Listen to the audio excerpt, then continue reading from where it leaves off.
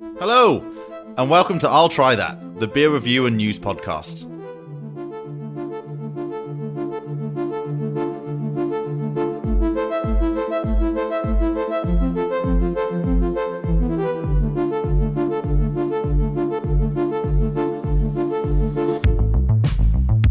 I'll Try That, the beer review and news podcast. Here in London. Ding dong. I was thinking about this last night in bed. Smashed it. Brew for success. As a soon-to-be fur daddy. Another one in the bag. I'm vetoing that. In this week's episode, we're talking about an Indian-influenced world beer, Cobra. But first, the hop topic. Hop topic. Let's move on to hop topic. AB InBev have recently announced that they're launching a nationwide, we'll talk about the US, scholarship program for black students. So they're offering 25 scholarships annually for those black students who are pursuing STEM majors applicable to careers in the brewing industry. So when we're talking about STEM, we're talking about science, technology, engineering, and mathematics. You're looking for the really smart kids, or you're looking for those kids that are Highbrow, like... Yeah. These are the kids who might become leaders in their field. The fact that they're looking at STEM students, the fact that they're looking at people who you have to have, well, as we've talked about in the past, the fact that people need PhDs to be successful brewers. That is a huge level of it. Or can be, yeah. No, but there was an example. It was a real example with Blue Moon, right? Okay. So, like, for instance, with Blue Moon, the guy's got a PhD, and guess what? He's been very successful in the brewing industry. And it goes to show that making beer is scientific. It is difficult. It has got expertise within it. And I think people forget that with brewing. It's like people go, oh, it's just making beer. You can do that in the back of your... No. There's scientific levels to it. That's why not everyone does it. So I was just out of curiosity for myself, really. I looked at what the courses are called that you can go and do in 4-year degrees in the fermentation field. Like it. Tell us more. Good. So you can do fermentation science degree, degree in food science and technology, and brewing science and operations degree. Love it. Nowadays, there's so much competition for institutions that are trying to get people to come into their fields. Well, I also really like the fact that I didn't know that you could get degrees in brewing, and I think till we recorded these recent episodes, sort of thing, which I think is fantastic. But I completely understand why, because of how, I suppose, crazy beer brewing is going at the moment, sort of thing. You look at all these crazy flavors, like we spoke about Northern Monk and the stuff that's coming in from them, and you look at all these slightly abstract and peculiar flavors, sort of thing.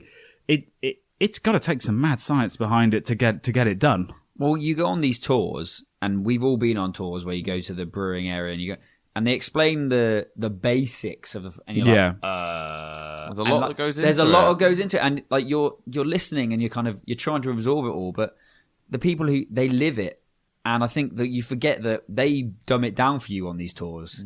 Yeah. And you're thinking, oh, I could do this. No, there's a lot. There's a lot that goes into it. Well, I think it just shows as well, like, you do, if you want to become a programmer, you do a computer science degree. Yeah. You learn the language, you learn how to do these things.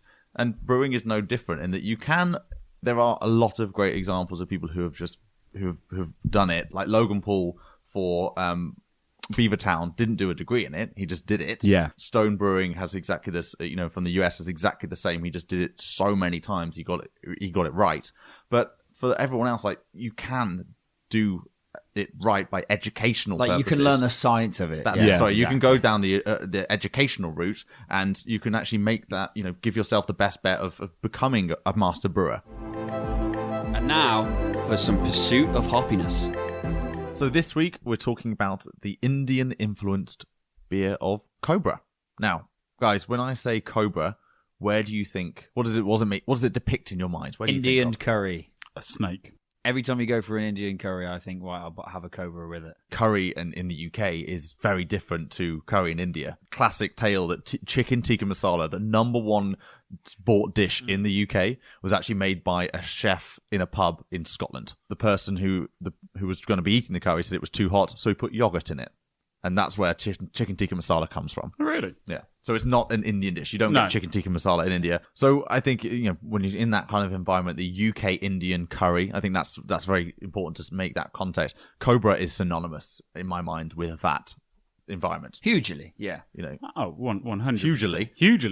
Hugely. Did I get it right there, Tom? There we go. Yeah, thank you. I hear all week. We say we anonymously have it with curries and everything like Hugely. that. Hugely. With curries. Hugely. But on their website they say brew smooth for all brew smooth. See, hang on. Do you want to try again? Brewed smooth for all food. Congratulations. There you go. Which is an interesting take. I think there's like smoothness trying to own it. I know a lot of breweries are talking with their beers about smoothness. We had John Smith's is all about smoothness. The fact that a lager is really going in for this smoothness is quite unique, isn't it? Yeah, and there's actually something that they do all the way through their advertising. Everything on their website is the fact that it is a smooth drink. Like when you're drinking lager, do you necessarily think smooth? I think you can. I think lager itself has got a huge stigma. Like we'll talk when we get into we've talked about Camden Hells, and how they're owning that lager space. And lager has a stigma, that it's like lesser or it's not a good quality. Whereas actually companies like Cobra, companies like Camden are proving that lager can be brewed and made delicious. Cobra Beer was started by Lord Karen Bill Moyer. Billy Moyer, isn't it? Thank you. Yeah. In 1989. Where do you think he made it? Where's Cobra from? Well, I assumed it was from India. I would have assumed that as well. It was brewed in Fulham, England. Of course it was. So it was an attempt to make a less gassy beer for British audiences.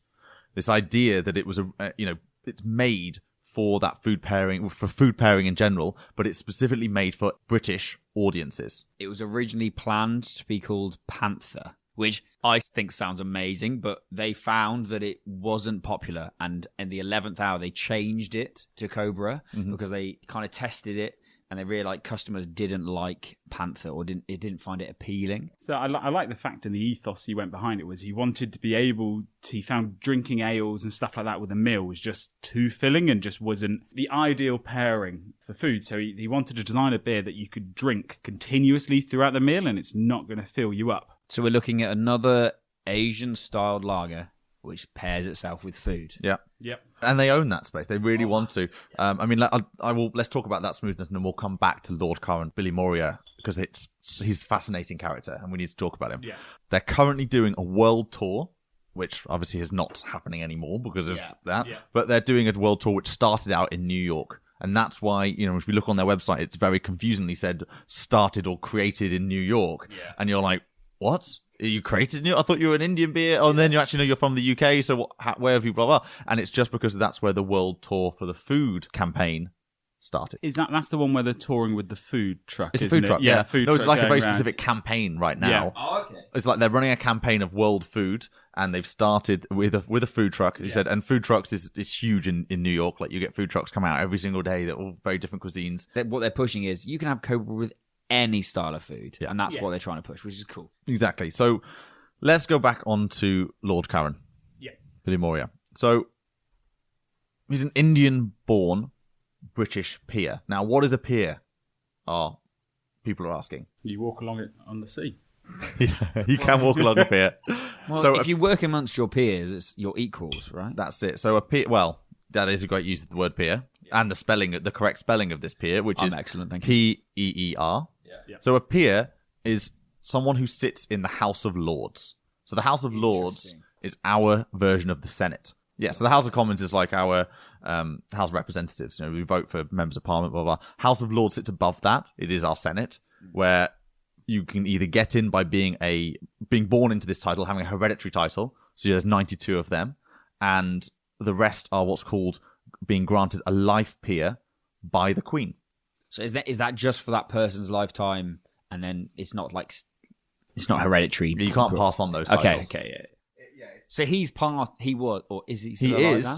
He's a peer. So he's still part of this elite group of people. Yeah. He is Lord. Yeah. He's a Lord. And he's a fascinating bloke. That kind of Indian-born, British peer. Like that's an amazing kind of mixture, and I think that just shows that's a gateway into our British culture. Well, the diversity that we have as well. Yeah. So also to note as well about Cobra is it's also owned by our friends at Molson Coors. Oh, awesome. So from 2009, they took a stake in Cobra Beer in the UK, and in 2011, they took a 51% stake in Cobra in India. So talking about, that's important to note about the kind of how Billy Moyer and the group are still involved in Cobra, in their social responsibility, their kind of foundations, the community work they do. They have a Cobra Foundation that supports charities and non-charitable good causes. Yeah. It's founded in 2005 by Lieutenant General F.N. Billy Moyer. So very much showing that the Billy Moyer family are involved in this. It's keeping his name attached to the company. Lieutenant General. It's a good title. I like that title, yeah. Lieutenant General Drabwell. Doesn't sound as good. I find the bottle design that we've got with us today very interesting because when you look at most bottle designs, they have something around the neck and they have a sticker. Like a label around the neck. Like a label around the neck, like that's stuck on. And then they have something around the middle that's a label around the middle. That's like, that you could peel off. Does it? However, what we've got is a label around the neck. Which version of the beer is this? Is this the premium? Yeah, it's just the general. It's just the bog standard. I think let's talk about the whole product for a second. Yeah, so they have the premium. Yeah. That's the 4.5% bottled, which I think this is what we're having right now. It's a bit more on draft percentage wise. They have a King Cobra, which is 5.2%. They have a Malabar Blonde IPA, and they have a gluten-free version.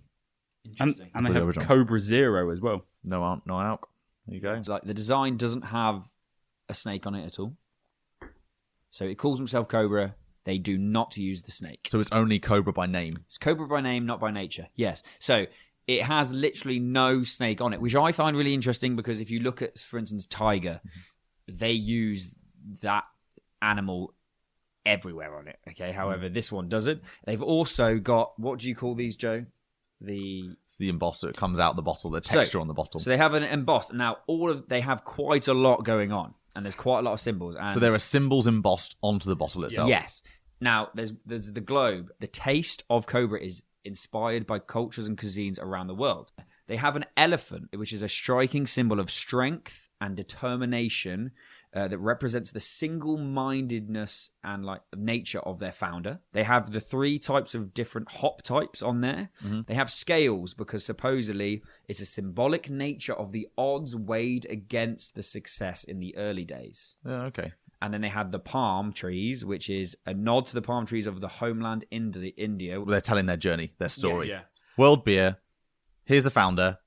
Here's the struggles that we've overcome to get it here, and the quality of the ingredients, and linking it back with India in those 5 things. And it's amazing that they haven't done it it's embossed on there almost so that it's kind of, I feel that because it's an embossment and not a label, also makes it more impactful, as if it's there to stay. So I would say, sorry, Travers, I know you're about to say something, but just to quickly build on that, it's almost like they've integrated as that story, which is their story, into the product itself almost. So rather than just as you said, printing it on a label, it's ingrained, where it's like, here are our key values, and you go, oh, okay, I've read those things, that's cool. They've done it in a way that it's physically it's tactile, you can touch it, but also at the same time you then have to go and find out what those bloody mean.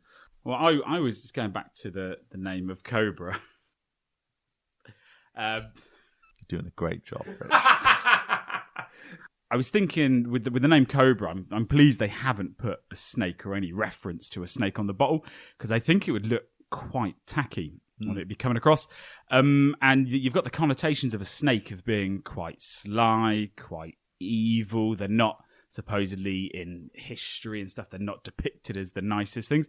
And if they were maybe to have embossed a cobra, maybe wrapping around the bottle or something like that, I think they would become a bit more niche. People wouldn't be buying it so much for the taste. They would be buying it for, oh, look at this bottle of this Cobra sort of thing, the gimmick of it sort of thing. And I think they've done well, and it was a great idea not to go along that way. So what I really enjoy is the labeling. It's very simple. There's not a lot going on, but there is at the same time, because you've got the bottle. There's a lot going on the bottle, and I don't think they need a massive label. I don't think they need anything flashy on there. got their global multi-award winning beer medalist. And that is the fact that they've got, 101 gold medals from I'm going to say Monday selection. Yeah, the Monday selection. So, but 101. They really like Cobra. Yeah. Really like Well, Cobra. who else recently has talked about gold awards? I think that was Singer, wasn't it? And they had Singer- 7. 7. They've only got 7. I don't know if it's from the same group, but Catch up Get Singer. up there, man. Yeah. Come on. 101. But 101, that's insane. 101 for quality. I mean, again, this is a new beer in that it was created in 1989, so it's a newish beer. It's not like it's been around for hundreds of years. Do you reckon it's the only beer they review? Yeah, it's Monday selection. Yeah. Here's Cobra. When you're talking about a beer, you're talking about a brewery. Of course, you've got to talk about the glassware. Glassware is so important for beer breweries. What Cobra have done, linking back to that smoothness that they're going for, they have created a smooth pour glass. Now, there's a video, Is there a like YouTube video. science behind this, supposedly?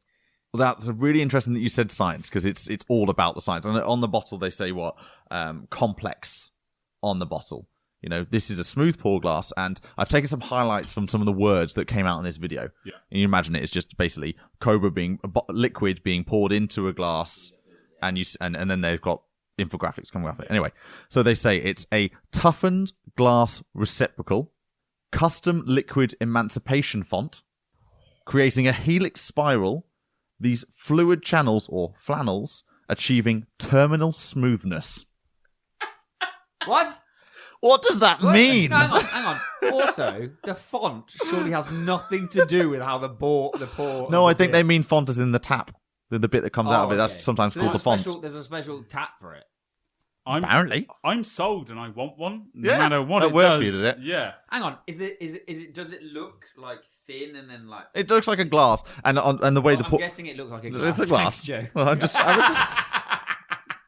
it's made out of metal, weirdly. Okay. And you can see in the video, the glass has got grooves in it. So the liquid is meant to go down in this spiral. So it's like a helter-skelter. Like a helter-skelter. Like a helter-skelter. When's the last time you were on a house scout? I don't want my beer poured into that. What's wrong with the helter-skelter? I mean, it's just fine. Let's move on.